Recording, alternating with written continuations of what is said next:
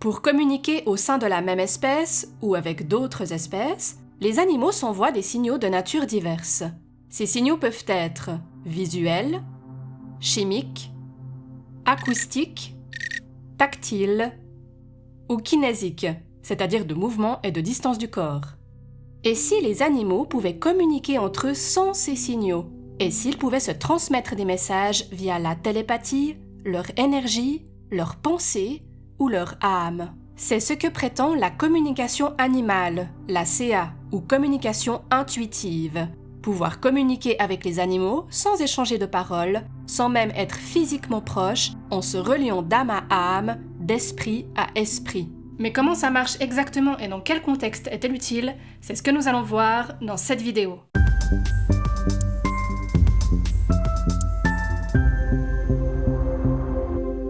La communication animale est un sujet qui divise beaucoup. Certains y croient profondément, d'autres la rejettent complètement. Dans cette vidéo, je vous propose d'explorer le sujet avec ouverture d'esprit, quelle que soit votre position vis-à-vis du sujet. Je vous invite à partager vos avis en commentaire en restant respectueux les uns des autres. Commençons par remonter dans le temps. L'idée que les animaux aient un sens parapsychologique, c'est-à-dire un sens psychique paranormal, ne date pas d'hier. En 1919, William Long, dans son livre How Animals Talk, évoque l'hypothèse d'une télépathie animale, bien qu'il reconnaisse qu'il n'en existe aucune preuve. Vers 1927, la jument Lady Wonder était connue pour ses capacités psychiques. Elle activait des leviers, levant des cartes qui comportaient une lettre ou un chiffre, prédisant le résultat de combats de boxe et certaines élections politiques. Elle collabora même avec la police dans des enquêtes d'enfants disparus. Toutefois, il fut révélé que c'est sa propriétaire qui donnait des signaux à sa jument et utilisait des compétences de mentalisme pour faire ses prédictions. D'ailleurs, nombre d'entre elles étaient fausses. Dans les années 1990, le chien JT, filmé par une télévision autrichienne, anticipait le retour de sa propriétaire grâce à ses capacités psychiques. Dès que sa maîtresse prenait le chemin qui la ramenait chez elle, JT se positionnait à la fenêtre. Mais après une étude plus poussée, il s'est avéré que ce chien n'avait aucune faculté parapsychologique et que le résultat de la télévision autrichienne n'était que le fruit du hasard. Il y avait plein d'autres moments où le chien se positionnait à la fenêtre sans que sa propriétaire n'ait songé à prendre le chemin du retour. Pour plus de détails sur cette expérience, je vous renvoie à l'excellente vidéo de J. Milgram. Aujourd'hui, cette communication parapsychologique ne concernerait pas un individu en particulier, mais serait une caractéristique propre à tous les animaux. Tous seraient capables de communiquer par la pensée, entre eux et avec les humains.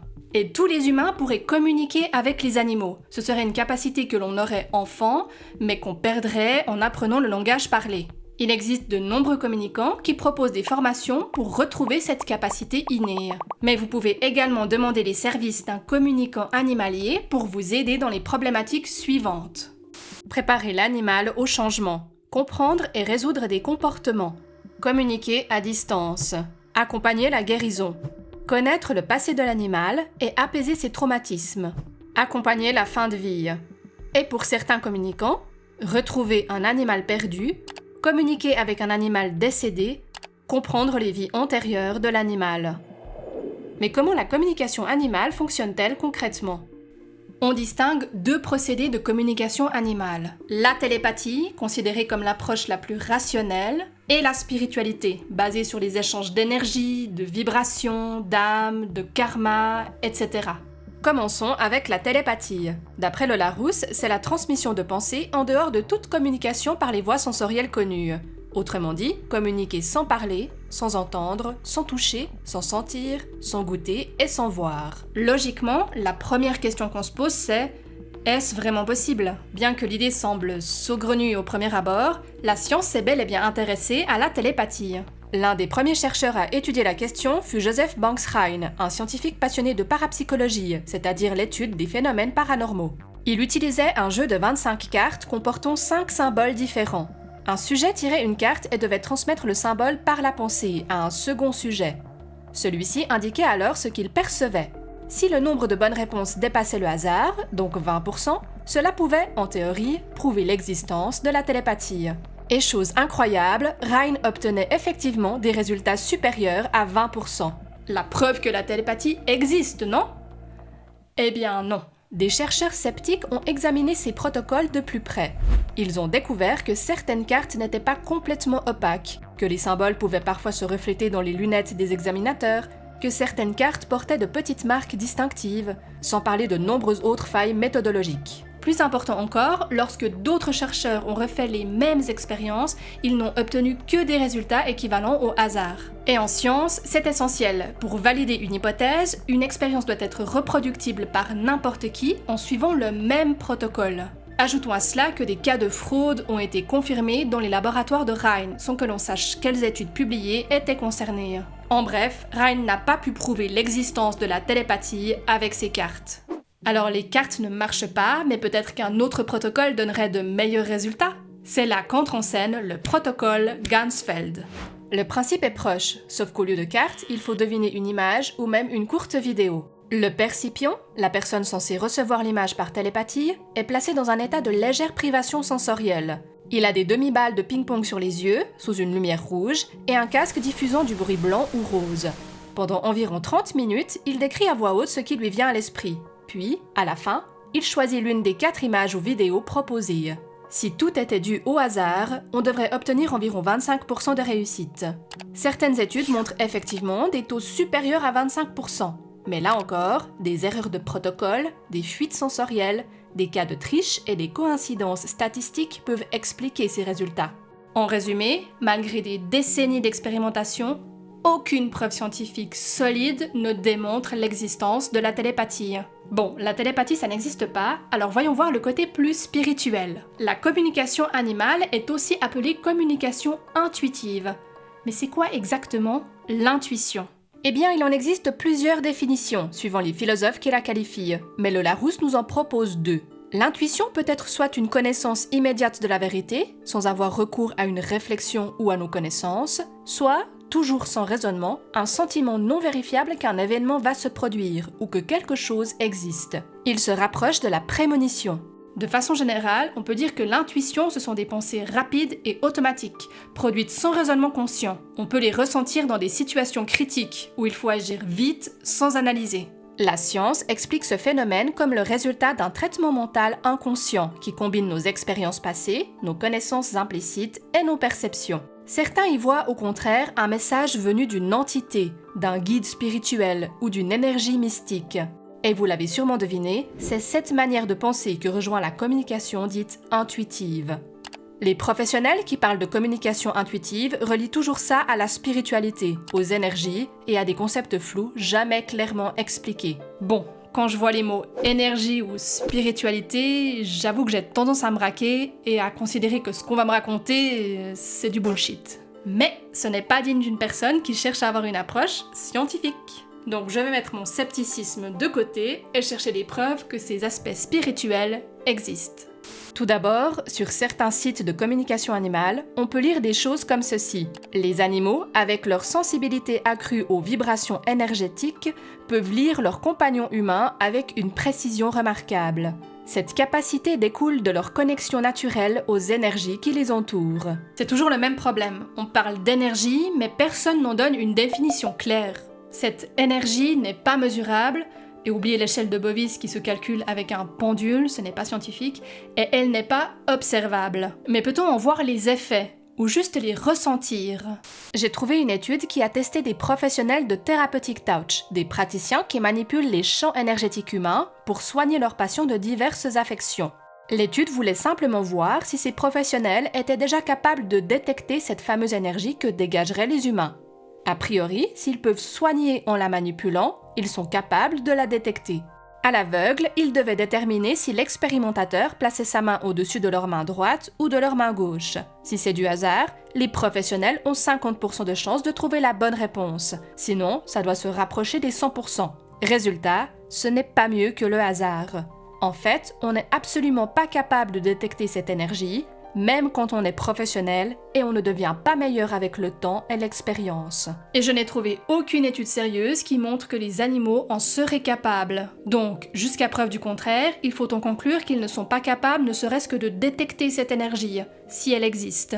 Certains communicants animaliers affirment également pouvoir utiliser l'effet de résonance, connaître la vie antérieure des animaux, découvrir notre animal totem, Communiquer avec des animaux décédés, là c'est à eux d'apporter des preuves de ce qu'ils avancent, pas à moi de prouver que c'est faux. Imaginez, si je vous dis que j'ai fait un aller-retour sur Neptune, vous allez forcément me demander des preuves, parce que ça semble parfaitement improbable. En revanche, si je vous dis que je suis allée à la boulangerie, vous n'allez pas exiger des preuves, parce que c'est banal. C'est ça le principe. Plus une affirmation est extraordinaire, plus elle exige des preuves solides. Alors quand on me dit qu'on peut parler avec des animaux décédés, il me faut autre chose que des arguments vagues pour que je puisse y croire. De plus, la recherche scientifique s'est aussi intéressée à ces sortes de sixième sens, mais à chaque fois on n'arrive pas à prouver leur existence. Peut-on percevoir les auras? Non. A-t-on la capacité de sentir un regard posé sur soi? Si l'expérimentateur croit aux capacités parapsychologiques, il peut montrer que potentiellement, oui. Mais quand l'étude est bien menée... Non! Non! Alors entendons-nous bien, la communication animale, qu'elle soit télépathique ou autre, est une croyance spirituelle. Et on a totalement le droit de croire à tout ça. Ce qui m'agace, c'est quand ces affirmations sont présentées comme des faits indiscutables, alors que non, ce sont des croyances.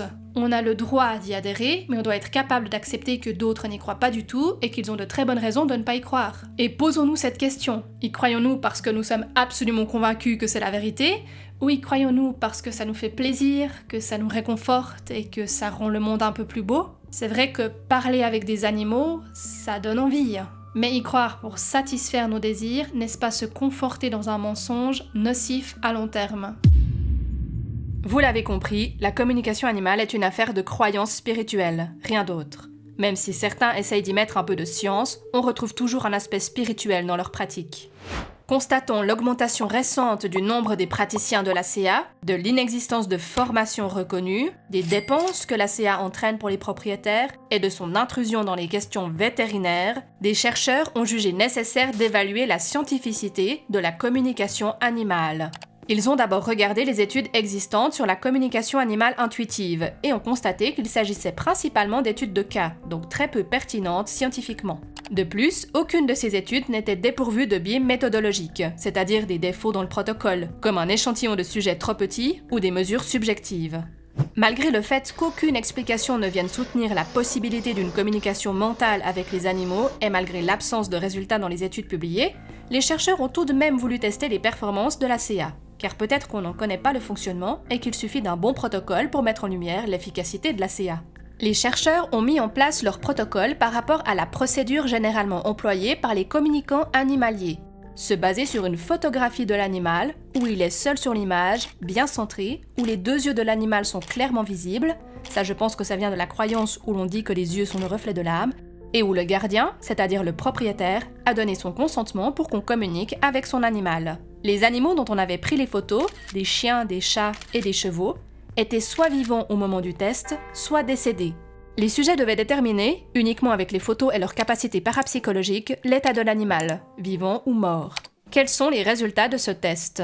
Voici le résultat que l'on obtient si les réponses sont le fruit du hasard. Sur l'axe des abscisses, on a le nombre de bonnes réponses par test. Est-ce que la personne a donné 3 bonnes réponses sur 10 ou 5 bonnes réponses au total? Et sur l'axe des ordonnées, vous avez le nombre total de sujets qui ont obtenu ces résultats. Par exemple, sur un total de 1418 tests, le hasard voudrait que l'on trouve environ 350 tests, soit presque 25%, qui ont obtenu 5 bonnes réponses sur 10. Si les communicants ont réellement une capacité extraordinaire, admettons qu'ils obtiennent en moyenne 80% de bonnes réponses, alors le graphique devrait ressembler à ça. On voit que les résultats tournent autour des 8 bonnes réponses sur 10. Maintenant, voyons quels résultats ont obtenu les chercheurs. Comme vous le constatez, les sujets testés suivent la courbe du hasard. Du coup, voyant ces résultats, les pratiquants de l'ACA ont relevé plusieurs problèmes. Tout d'abord, surcharger les animaux avec un si grand nombre de contacts télépathiques, sans qu'ils aient donné leur consentement explicite, serait de la cruauté animale.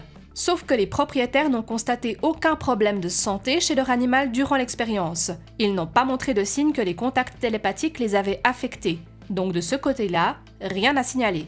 Mais je pense qu'il aurait été intéressant de mettre dans les possibilités de réponse « L'animal ne souhaite pas communiquer avec moi ». Ça aurait permis aux communicants de fournir une réponse, même s'ils ne recevaient rien.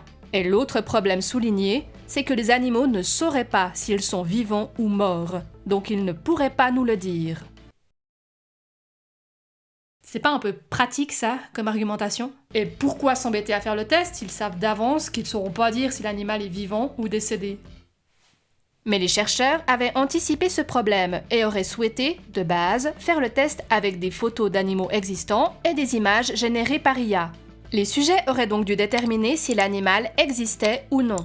Malheureusement, il est encore possible, actuellement, de déterminer, même sans capacité parapsychologique, si une image est générée par IA ou non. Le test n'aurait donc pas été concluant. Ce que relèvent les chercheurs néanmoins, c'est que si l'animal est incapable de dire s'il est vivant ou mort, comment pourrait-il donner des informations précises sur sa santé, sur son passé ou ses vies antérieures? Ça ne fait pas vraiment sens. Puisque, d'après les communicants animaliers, la science ne peut pas prouver l'existence de la CA, voyons ce qu'en dit la méthode la moins fiable qui soit, mais la plus utilisée par ses pratiquants. Les témoignages. Évidemment, si on va sur les sites des communicants animaliers, on trouve pléthore de témoignages positifs. Mais il va de soi qu'ils ne mettront pas en avant les avis négatifs. Fouillons alors sur les forums pour trouver d'autres témoignages. J'en ai trouvé qui évoquent des problèmes de santé des chevaux. On rappelle que poser un diagnostic sans être professionnel de santé, ça s'appelle de l'exercice illégal de la médecine et que c'est punissable par la loi. C'est d'ailleurs souvent rappelé sur les sites des communicants. Une communication animale ne remplace jamais une consultation vétérinaire. Pourtant, de nombreux témoignages montrent que certains communicants ne se privent pas de poser un diagnostic. Ici, une dame fait appel à une communicante car son cheval ne pose plus le pied au sol. La CA relève une tendinite. La gérante, sceptique, examine le cheval mais ne trouve aucun symptôme de tendinite, mais voit un problème lié au pied. Elle encourage la propriétaire à faire des radios, mais celle-ci refuse car elle est certaine que c'est le tendon. Le lendemain, le cheval restait couché. Il avait finalement une fracture au niveau du pied. Ici, un refus d'euthanasie car « le cheval veut se battre ». Une phrase qui ressort énormément dans les CA. Résultat, un cheval qui souffre d'une double fracture pendant 5 jours pour rien. Dans ce témoignage, la propriétaire d'un poney avec un mauvais état général ne voulait pas dépenser trop d'argent pour le vétérinaire, donc elle a opté pour une CA. Le poney était finalement insulino-résistant, avec des problèmes de fourbure, mais la propriétaire ne voulait pas diminuer son alimentation, ce qu'il faut normalement faire dans ce cas pour éviter d'aggraver l'état du poney, voire le tuer. Mais la communicante lui aurait dit que ce serait trop difficile à vivre pour ce poney qui avait déjà un traumatisme lié à la séparation avec ses parents, et qu'il ne fallait pas le priver d'un réconfort. On trouve aussi parfois des témoignages qui comportent des incohérences. Comme ici, un chat et un chien qui voient des objets rouges. On rappelle que ces animaux, comme les chevaux, ont une vision dichromatique, c'est-à-dire qu'ils voient des nuances de bleu, de vert et de jaune, mais pas de rouge. Alors comment ces animaux ont-ils pu transmettre télépathiquement ou énergétiquement la notion de rouge? Pourquoi n'ont-ils pas dit que les objets étaient gris? Parfois, la CA, en se trompant, offre un espoir inadmissible quand la vérité éclate. J'ai lu le témoignage de quelqu'un qui avait perdu son chat. Elle a donc fait une communication animale pour savoir où il était. Résultat, il est bien. Il a trouvé une nouvelle famille. Il est heureux. Au final, ils ont retrouvé le chat mort dans une dépendance plusieurs semaines après. Si la personne n'avait pas fait cette CA et n'y avait pas cru, elle aurait peut-être continué à chercher son chat et il ne serait peut-être pas mort. Certains communicants, je dis bien certains communicants, semblent plus attirés par l'appât du gain que par aider réellement les animaux et leurs gardiens. Ici, 2 personnes qui ont demandé une CA, chacune pour leur animal, à quelques jours d'intervalle et qui ont reçu exactement le même compte-rendu, au mot près. Le témoignage suivant permet de mettre en lumière un effet très utilisé dans la CA, l'effet Barnum.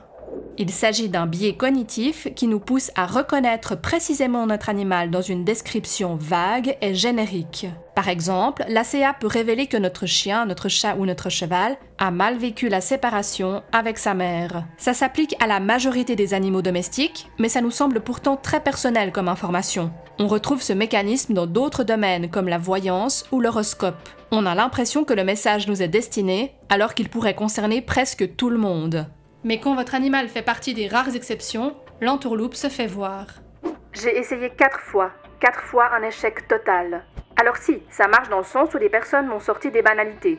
Votre animal vous aime, il est trop bien chez vous, bla bla bla. Mais sinon j'ai plutôt eu, votre chien est bien plus heureux maintenant qu'il est chez vous. Son éleveur était bien, mais ici c'est mieux. Ok, l'éleveur c'est moi et il n'a jamais changé de maison. Ou bien, Il a été sevré trop tôt. Il a un petit traumatisme à cause de ça, mais vous avez comblé le vide à merveille. Il est très heureux. Ok, il a 4 ans et là, il est couché avec sa mère puisqu'il est né à la maison et n'a jamais quitté ni la maison ni sa mère. J'ai eu le coup de la nourriture aussi. Il adore ses croquettes et il sait que vous lui en donnez des super bonnes, mais il aimerait autre chose. De la viande peut-être. Ok, ça tombe bien, il a 5 ans, il a jamais mangé une croquette de sa vie puisqu'il est au barf depuis toujours. Régulièrement, on voit en réponse à ces témoignages « Ah, mais elle, c'est pas une bonne communicante. Je te conseille telle personne, elle a fait des miracles avec ma jument. » Première question, comment distingue-t-on un bon d'un mauvais communicant ? Je l'attendais celle-là. Aucune formation n'est reconnue, donc on ne peut pas se fier à leur diplôme. Et on voit aussi beaucoup ce genre de témoignages. On m'a conseillé cette personne, censée être super, mais elle est tombée à côté de la plaque pour moi. Forcément, sur le nombre de cas, les communicants vont parfois tomber juste, parfois faux. Mais c'est uniquement du hasard. Bon.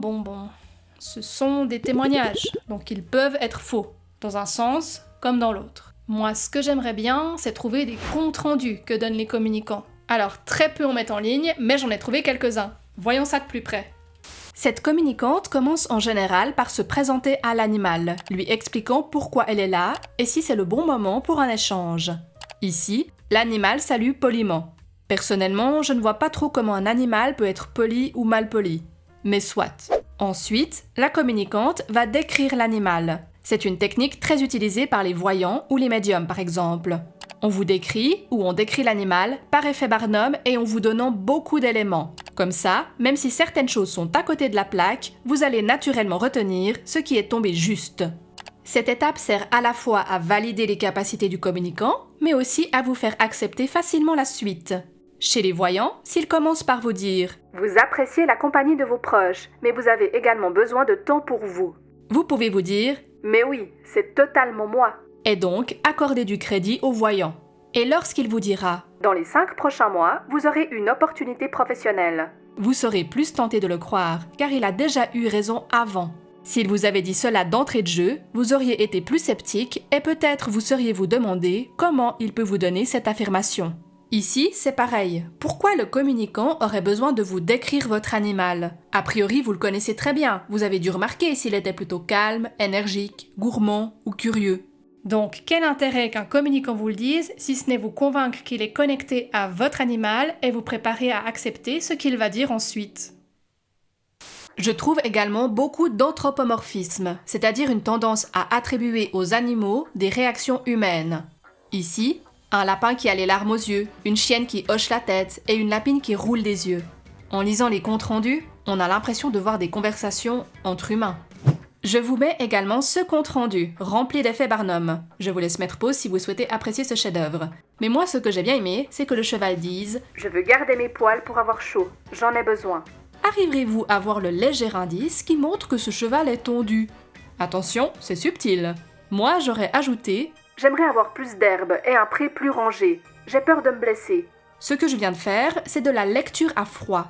J'observe et analyse des éléments devant moi, là la photo, pour donner des informations. Il n'y a pas besoin d'un pouvoir particulier pour faire ça, c'est juste de l'observation et de l'analyse. Les mentalistes savent très bien le faire et n'ont aucune compétence mystique. Pour ceux qui s'intéressent au mentalisme et à ses mécanismes, je vous renvoie à l'excellente chaîne de Clément Fraise, qui explique cela très bien. À la fin des comptes rendus, on a souvent des recommandations en fleurs de bar, en soins énergétiques, en gros aux thérapies pseudo-scientifiques. Et ce n'est pas étonnant. L'étude présentée précédemment avait également montré que les personnes qui croyaient à la CA étaient plus enclines à croire aux thérapies alternatives et pseudo-scientifiques. Bon, les études scientifiques ne montrent pas que la communication animale intuitive fonctionne et les témoignages sont autant en faveur qu'en défaveur de la CA. Bref, rien ne montre qu'il y a un intérêt à faire appel à un communicant animalier. Toutefois, j'ai voulu faire l'exercice de réflexion suivant. Si, malgré ce qu'en dit la recherche, la communication intuitive, télépathique, énergétique, appelez ça comme vous voulez, existe vraiment, comment expliquer ceci ? Si les chevaux communiquent par télépathie, pourquoi hennissent-ils très fort pour s'appeler en cas de séparation, alors que leur cri peut attirer des prédateurs ? Avec l'évolution, n'auraient-ils pas dû perdre leur corde vocale, devenue inutile s'ils ont d'autres moyens de communication ? Pourquoi les poulains vivent-ils un choc émotionnel quand ils sont sevrés, alors qu'ils peuvent rester en contact télépathique avec leur mère et que la distance n'est pas censée être un problème? Pourquoi les chiens au physique particulier, comme l'Akita avec sa queue retournée ou le Rhodésian avec sa crête sur le dos, se font plus facilement agresser par les autres chiens, leur particularité étant confondue avec un état agressif? Les autres chiens ne perçoivent-ils pas télépathiquement que ces chiens n'ont aucune intention menaçante? Et si la CA est universelle entre tous les animaux, pourquoi y a-t-il si souvent des incompréhensions entre chats et chiens? Bon, vous voyez un peu l'idée, il y a de grosses incohérences dès qu'on essaye d'intégrer la communication animale à notre réalité. Ce que je trouve dommage, c'est qu'on veuille parfois prêter à nos animaux une voix très humaine à bien des égards, alors qu'ils ont déjà un langage unique et passionnant. Apprendre à le décrypter et à s'en rapprocher, c'est sans nul doute l'une des plus belles richesses de la relation qu'on peut vivre avec eux. S'en passer, c'est renoncer à créer un lien subtil et unique. Toutes ces réflexions, ces témoignages, ainsi que l'absence de preuves scientifiques m'amènent à la conclusion suivante: la communication animale sous toutes ses formes ne fonctionne pas. Et elle nous détourne des vraies solutions à employer lorsqu'on rencontre des difficultés. Voici un résumé de la bonne marche à suivre si vous rencontrez ces problématiques. Problème de comportement. Faites appel à un comportementaliste animalier. Bien qu'il ne soit pas toujours évident d'en trouver un bon, car certains abusent du titre ou ont une formation plutôt minime, les comportementalistes savent en principe déterminer ce qui provoque un comportement indésirable chez votre animal et vous proposent des pistes pour y remédier. Animal disparu. Déclarez la perte officiellement. Prévenez votre vétérinaire et les refuges de votre région, cherchez activement sur place, diffusez largement l'avis de recherche dans le voisinage et sur les réseaux sociaux. Problème de santé. Emmenez votre animal chez le vétérinaire. Toujours. Vous avez des doutes sur le diagnostic de votre vétérinaire ou vous n'appréciez pas ses méthodes? Demandez un deuxième avis ou changez de vétérinaire. Ne laissez pas une mauvaise expérience avec un vétérinaire vous faire renoncer à une médecine qui a fait ses preuves. Votre animal est malheureusement décédé. Tournez-vous vers un psychologue qui saura vous encadrer et vous aider dans votre deuil. Même si certains trouvent du réconfort dans la CA après la perte d'un animal, il est essentiel de s'appuyer aussi sur un suivi psychologique, pour éviter que le processus du deuil ne soit bloqué. Ce que je trouve malheureux, c'est que les communicants animaliers professionnels sont, pour la très grande majorité j'en suis convaincue, des personnes bienveillantes qui ont véritablement à cœur le bien-être des animaux. Si certains font payer plutôt cher leurs consultations, d'autres le font gratuitement, dans la réelle intention d'aider. Si ces personnes commencent à ressentir des doutes quant à leur capacité parapsychologique, je les encourage à envisager une formation de comportementaliste animalier. Elles possèdent déjà cette passion pour les animaux, et souvent une réelle sensibilité, une bonne capacité à voir et interpréter leurs émotions. Ce serait tellement plus constructif de mettre ces qualités au service d'une discipline reconnue et utile à de nombreux propriétaires plutôt que de les investir dans une pratique qui n'a jamais fait ses preuves. Je finirai par dire que, malgré tout ce que j'ai expliqué, vous avez totalement le droit de croire à la communication animale. Vous avez le droit de penser que, même si on ne semble pas tous être capables de communiquer par la pensée avec nos animaux, il existe des personnes spéciales qui ont un don, une capacité parapsychologique qui le leur permettent. Mais gardez en tête que c'est une croyance, qu'on a le droit de ne pas y croire, comme vous avez le droit d'y croire. Ce qui est important à retenir, c'est que la communication animale ne doit jamais se substituer à un vétérinaire, à un comportementaliste ou à un psychologue. Alors ne croyez pas aveuglément les prétentions de la communication animale et n'oubliez jamais de lâcher la bride à votre réflexion.